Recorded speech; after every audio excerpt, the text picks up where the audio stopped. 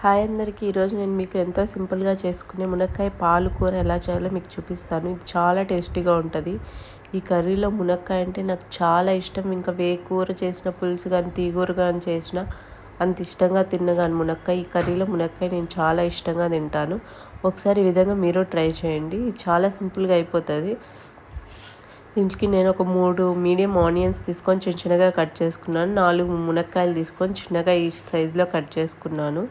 దాంట్లోనే ఒక 4 spoons oil వేసుకున్నాను. దీంట్లో తిరగమాత ఏం అవసరం లేదు. కావాలనుకున్న వాళ్ళు ఆవాలు జీలకర్ర వేసుకొని చేసుకోవచ్చు. నేనైతే ఏం వేయలేదు, డైరెక్ట్గా చేసేస్తున్నాను.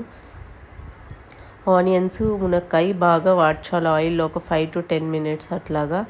కలర్ లైట్గా దూరగా వచ్చే వరకు వేయించుకోవాలి. మనం ఎగరేస్తూ కలుపుకుంటే మొత్తం బాగా వేగుతాయి.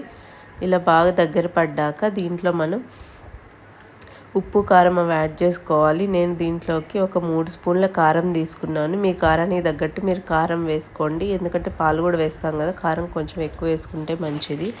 ఒక 3 స్పూన్స్ నేను కారం వేసుకున్నాను.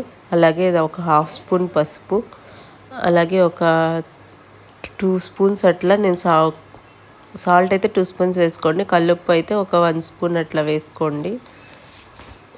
సాల్ట్ అనేది మీరు చూసుకొని వేసుకోండి. ఫస్ట్ ఒక 1.5 స్పూన్ 1 స్పూన్ అట్లా వేసుకోండి. తక్కువ అయితే మళ్ళీ యాడ్ చేసుకోండి. తర్వాత దీంట్లోనే ఒక 1 గ్లాస్ వాటర్ వేసుకొని మూత పెట్టుకొని ఇట్లా తిప్పుకొని దబర్తో మూత పెట్టుకొని బాగా ఉడికించుకోండి. ఒక 15 minutes అయితే పడుతుంది. వాటర్ అంతా ఇంకిపోయి బాగా దగ్గరికి ఉడికిపోవాలి. వాటర్ని లేకుండా ఇలా బాగా దగ్గరికి ఉడికిపోయాక దీంట్లో మనం మిల్క్ యాడ్ చేసుకోవాలి. నేను ఒక ఫుల్ గ్లాస్ మిల్క్ తీసుకుంటున్నాను. మీరు ఇష్టపడేదాన్ని బట్టి వేసుకోవచ్చు. లేదంటే మీరు ఎక్కువ మిల్క్ వద్దనుకుంటే ఒక 3/4 కానీ ఒక 1/2 కప్ కానీ సరిపోతుంది. మా ఇంట్లో కొంచెం ఎక్కువ మిల్క్ వేస్తే ఇష్టపడతారు. నేను 1 గ్లాస్ వరకు మిల్క్ వేసుకొని బాగా తిప్పుకొని లో ఫ్లేమ్ పెట్టుకొని బాగా ఉడికించుకోవాలి.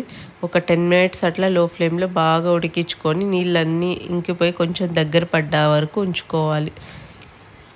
బాగా దగ్గర పడిపోయాక ఒక్కసారి కలిపెట్టేసుకొని ఉప్పు చూసుకోండి. ఈ స్టేజ్లో ఏమన్నా కొంచెం అటు ఇటు అయితే ఉప్పు కారం యాడ్ చేసుకోండి. ఈ స్టేజ్లోనే యాడ్ చేసేసుకుంటే అంతే, ఎంతో టేస్టీగా ఉండే మునక్కాయ పాలకూర రెడీ అయిపోయింది. ఒక్కసారి మీరు ట్రై చేయండి. ఈ విధంగా చేస్తే చాలా బాగుంటుంది.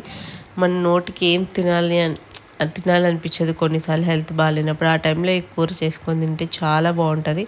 ఒక్కసారి మీరు ట్రై చేయండి. మీరు ట్రై చేసి మీకు ఎలా వచ్చిందో నాకు కమెంట్ చేయండి. Thank you for watching.